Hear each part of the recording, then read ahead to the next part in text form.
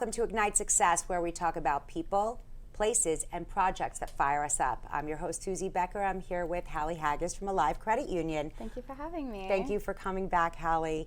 I want to talk a little bit about credit unions. One of the misconceptions that I had until you cleared it up was that if, let's say, I joined a credit union here, I would only have access to that credit union, and if I wanted to take out my money anywhere else in the world, in the country, there would be that fee, like an ATM fee.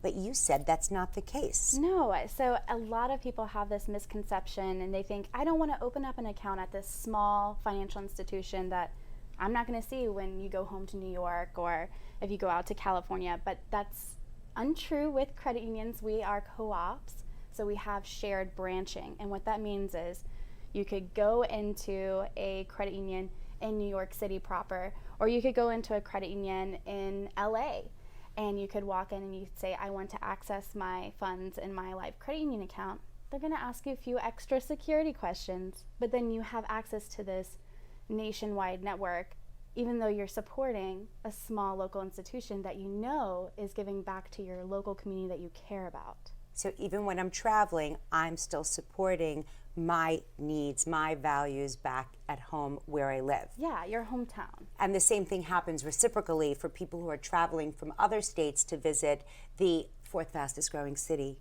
in Florida, because we have a plethora of credit unions here that engage and interact with each other in a very respectful way. Yes, we're all about collaboration, not competition. So that's one of our 9 cooperative principles as a credit union.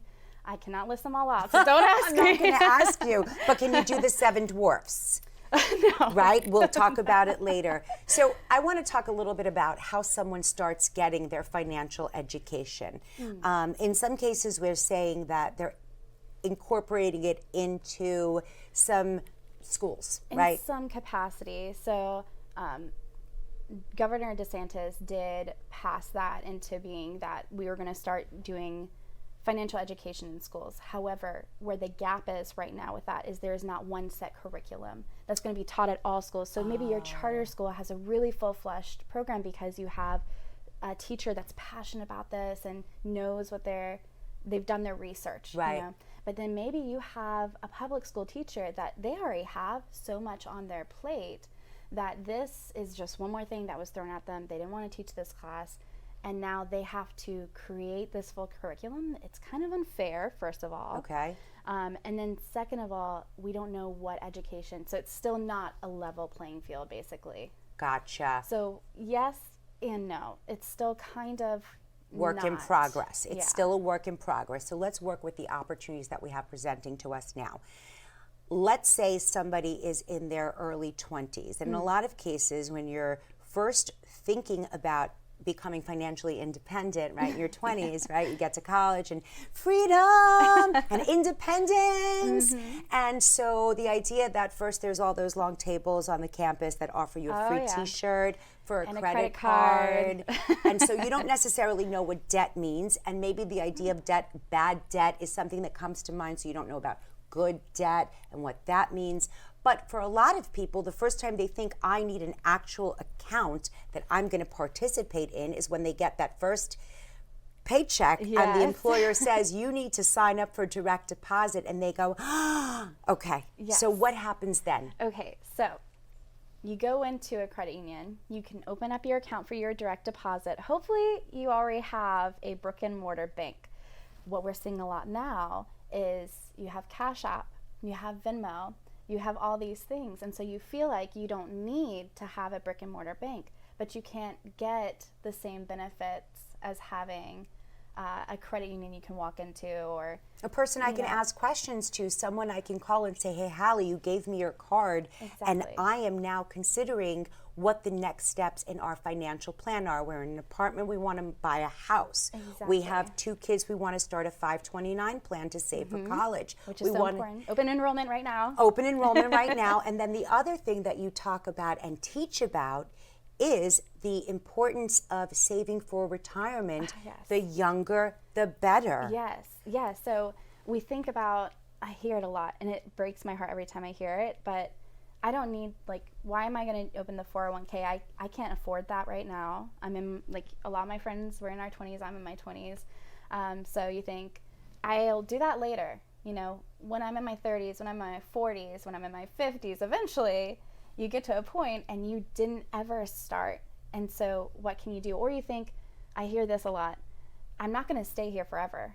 I'm going to be here for 1 or 2 years. First of all, we know that statistically that's not true. We would love to know that every 3 years we're changing opportunities. I would love to get recruited every 3 years Right? for a job that I work less and get paid more. Right. But the fact is, that's not what happens in reality, right? So if you can start in your early 20s, that very first job, if they offer a 401k, taking advantage of it, take advantage of the match. If they have a match, 100% you should get invested in the Yes. match program. It's free money. It's free money. You're leaving it on the table. And the earlier you start, the more it grows and accumulates Exactly. over time. So compound interest, we won't go into definitions. That's my husband's favorite word, and his favorite thing to teach my children is compound Yes. interest. So the sooner you start, the faster that interest grows, and it compounds, so it builds on top of itself over and over and over and over. So if you start, like, let's say that you made, I have a great example on an upcoming webinar, but let's say that you made $45,000 in your 20s as your annual income. Right. And you were putting in 6% and you were getting a return of 6%.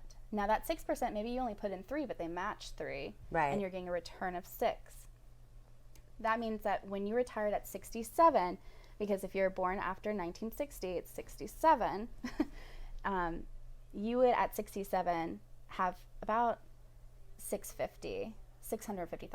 $650,000. That is what you're taking away from today's lesson.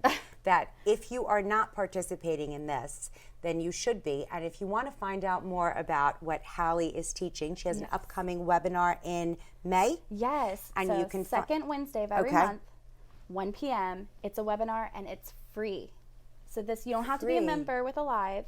If you're just in the community and you want to learn more, this is a free resource for you. Fabulous. To find out more about Alive Credit Union and about Hali's webinar, you can find us on dailynewsnetwork.com.